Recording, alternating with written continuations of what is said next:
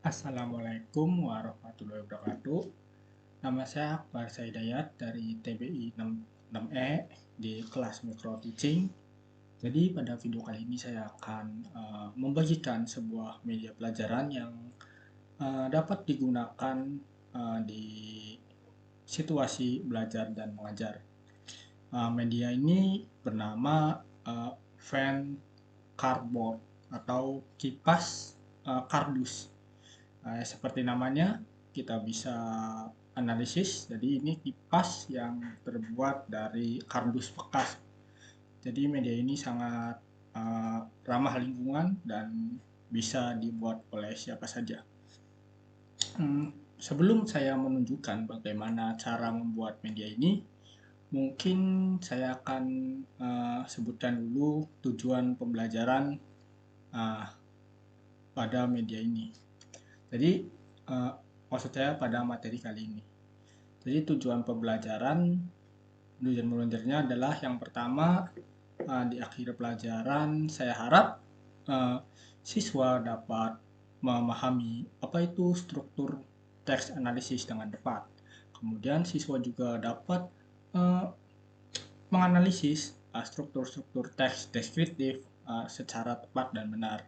Yang ketiga, siswa juga mampu menyusun struktur teks deskriptif sesuai dengan struktur yang baik dan benar.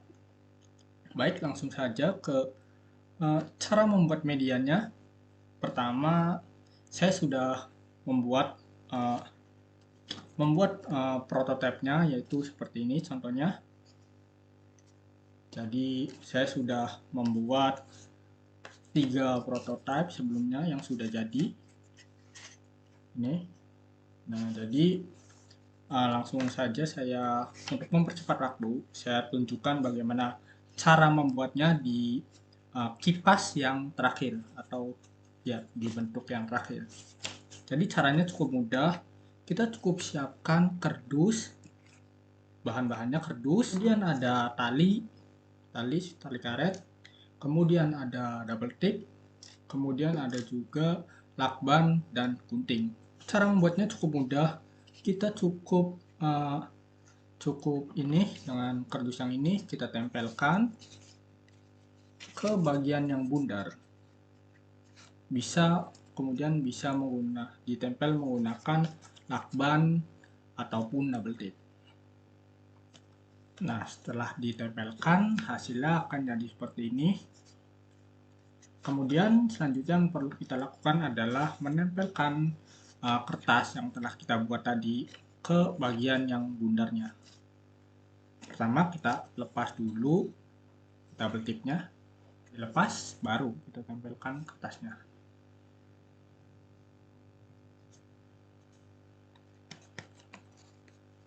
Nah, apabila sudah ditempelkan, hasilnya akan jadi seperti ini. Ngomong-ngomong, ini adalah bagian terakhir dari kipas kardus yang akan kita buat. Nah, setelah kita buat semua bagian-bagian kardus yang sudah kita buat seperti kipas, selanjutnya kita perlu menempelkannya karena ini masih belum menyatu, belum membuat sebuah kipas. Kita bolongkan dulu di bagian ujung kardus seperti ini, sudah bolong ya, sudah bolong semua. Kemudian kita gunakan tali untuk menggabungkan semua bagian kipas kardusnya. Nah, setelah kita sudah ikat, hasilnya akan jadi seperti ini, yang mana apabila kita rentangkan akan menjadi seperti sebuah kipas. Kipasnya di masing-masing kipasnya berisi penjelasan mengenai descriptive text, terutama mengenai struktur descriptive text. Jadi cara penggunaannya pun cukup mudah. Kita cukup dengan menampilkan kipas ini kepada siswa, kemudian siswa dapat melihat di setiap bagian kipasnya materi mengenai struktur descriptive text. Nah, seperti ini. bisa kalian baca. Mungkin itu saja media pembelajaran yang saya bagikan kali ini. Sebelum saya akhiri video ini, saya ingin menyampaikan beberapa hal mengenai media ini, terutama mengenai dengan keunggulan dan kelemahan media ini. Mungkin keunggulannya itu yang pertama, media ini mudah dibuat dan mudah digunakan. Kemudian bahan-bahan pembuatannya juga sangat mudah ditemukan dan seharusnya tidak perlu mengeluarkan uang untuk membuatnya.